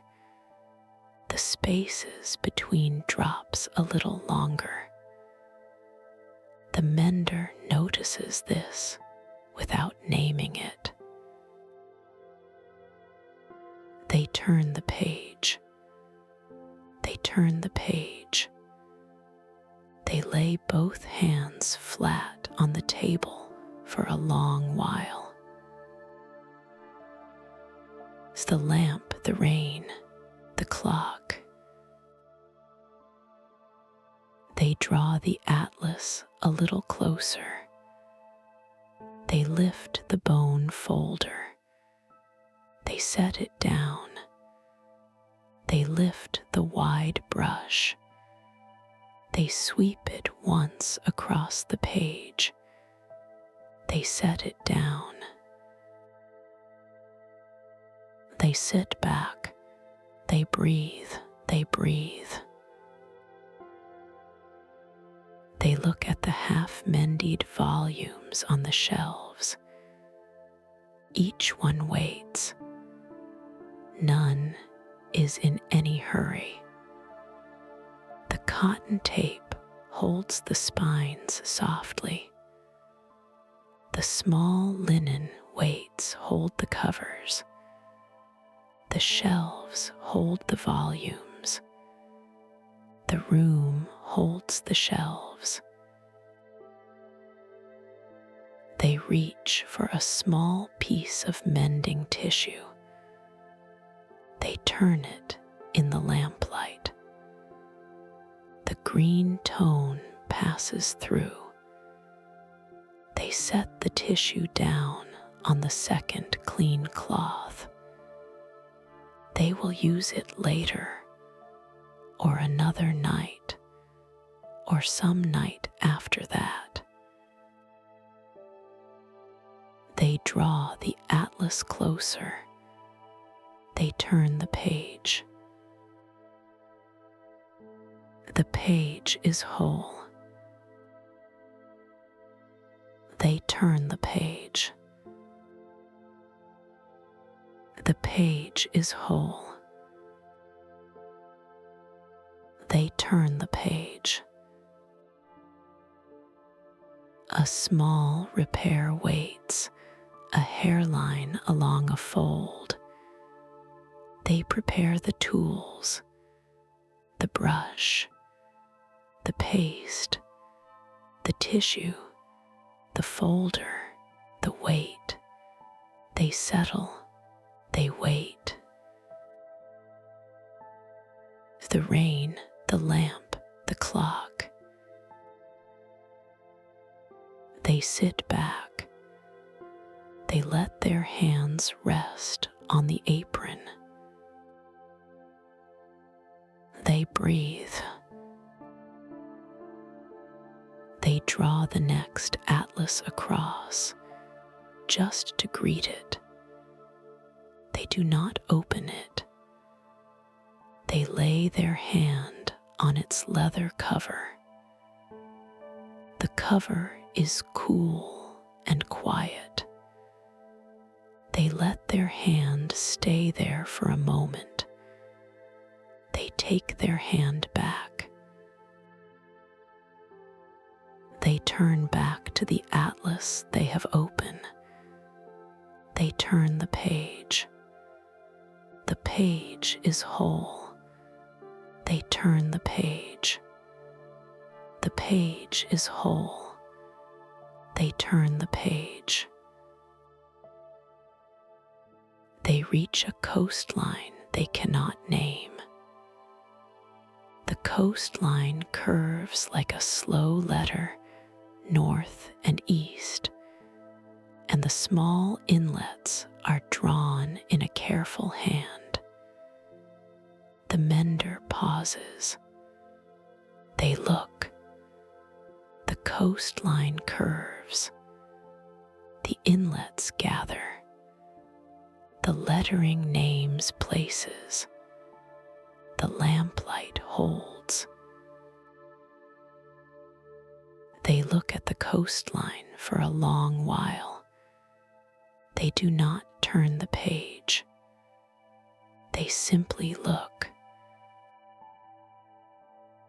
The coast on the page has the soft quality of a coast drawn from a description rather than from a survey. The kind of coast a careful old hand would draw from another careful old hand's notes. The inlets are small and even. The headlands are gentle. page does not pretend to know more than it knows. The mender appreciates this. The mender has always appreciated maps that do not pretend. They lay both hands lightly along the outer edges of the page. They feel the decal along the right edge. They feel the smoother machine cut along the left, where the page meets the binding. The paper rests under their palms. The lamplight rests on the paper. The rain rests on the high windows above. They lift their hands. They look at the coast a little longer. The rain falls. The lamp holds. The clock ticks somewhere far away. They lay both hands on the open page, palms down, fingers spread. The paper is cool under their palms. The map waits.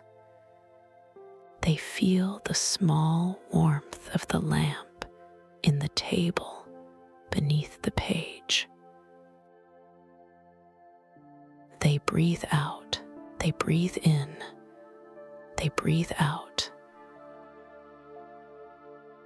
They lift their hands. They turn the page. The page is whole. They turn the page. The page is whole. They turn the page. A small loss along a corner. They prepare. They settle. They wait. The hours slip on. The mender does not measure them. They reach the end of a section in the second atlas. They mark the place with a thin ribbon.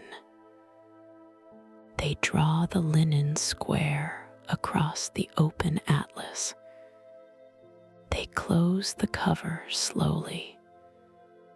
The leather creaks once. The atlas settles. They sit, the lamp under its green shade, the rain on the high windows. They lay the closed atlas at its end of the table. They do not draw the next atlas. The night has narrowed. The work has narrowed. They sit with the table in front of them, the tools in their places, the half-mended volumes on the shelves around them, and the lamp pooling its cool green tone across the wood. They look at the linen thread spool. They look at the cork block with its waiting needle. They look at the wheat paste jar with its lid laid flat beside it. They look at the bone folder. They look at the wide brush. They look at the narrow brush. Each tool waits in its place. Each tool has done its work tonight, or has waited to do its work, which is also a kind of work. The tools do not know the difference between doing and waiting. The tools simply rest. The mender rests with them. They sit back. They look at the lamp. They reach for the bone folder. They turn it once. They lay it down. They reach for the wide brush. They sweep it across the page. They lay it down. The shelves around them hold their slow volumes. The volumes hold their slow pages. The pages hold their slow ink. They turn the page. They turn the page. They turn the page. A small repair. They prepare. They settle. They wait.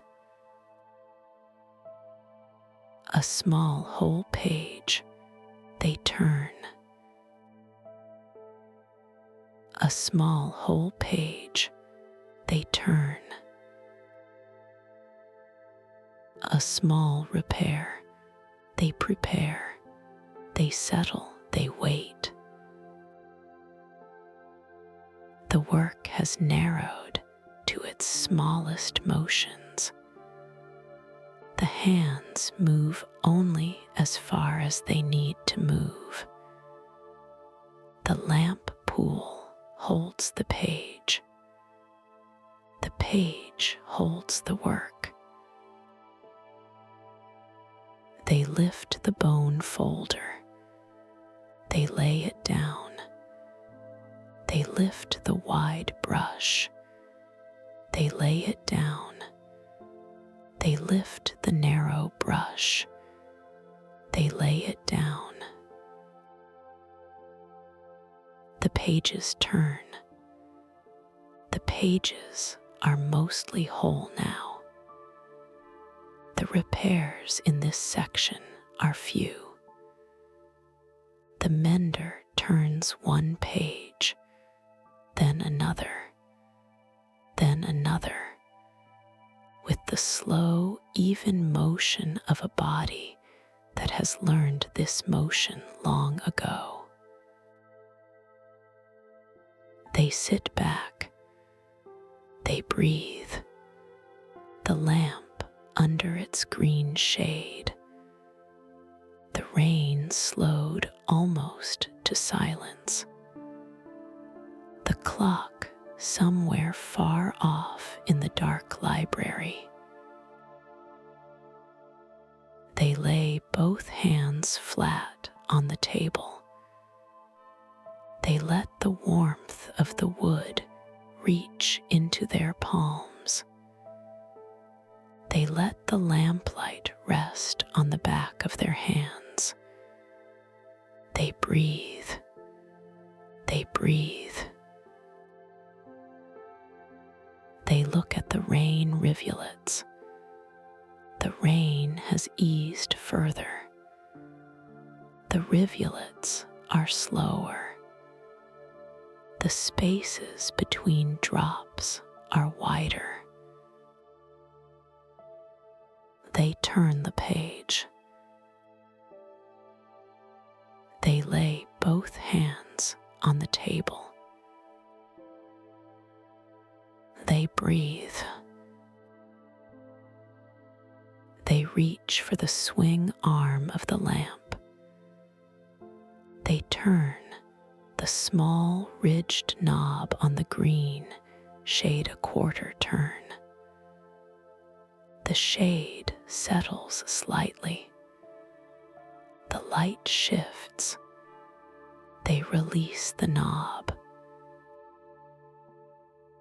They sit. They reach for the bone folder. They place it beside the lamp. reach for the wide brush. They lay it parallel to the bone folder. They reach for the narrow brush. They lay it parallel to the wide. They cap the small jar of wheat paste. They set it back in its place. They set the curved knife on its leather square. They set the small weights, all 5, in their stack at the table's far edge. They draw the linen square across the open atlas. They smooth it with the flat of one hand. They lay both hands flat on the table. They breathe. The lamp, the rain, the clock. They sit. They look at the lamp for a long moment. The brass arm, the green shade, the small ridged knob. They sit. The rain has eased to almost nothing. The lamp under its green shade has settled into a steadier glow. The clock somewhere far away ticks. The library is quiet. They lay their head back against the chair for a moment. They lift their head. They look at the lamp. They look at the linen square covering the atlas. They look at the small jar of wheat paste in its place. They look at the bone folder beside the lamp. They sit. The lamp burns. The atlas waits. They place a hand on the linen square. They lift the hand. They lay it on the apron. The rain falls. The lamp holds. They sit. They reach for the bone folder. They turn it once. They lay it back beside the lamp. The light pools on the linen thread. They sit. The rain. The lamp. The atlas waits. They sit. They breathe. The clock. The room is quiet. They sit. They lay both hands on the table. The lamp burns low. The rain. They sit. The atlas. The lamp. The rain. They sit. They breathe. They sit. As the lamp, the rain, the atlas waits. They breathe. They sit. The lamp holds. The rain falls. The atlas waits. The room is still. They sit. As the lamp, the rain, they breathe. As the lamp, the rain, they sit. As the lamp, they sit. They breathe. The lamp burns. The rain falls. The atlas waits.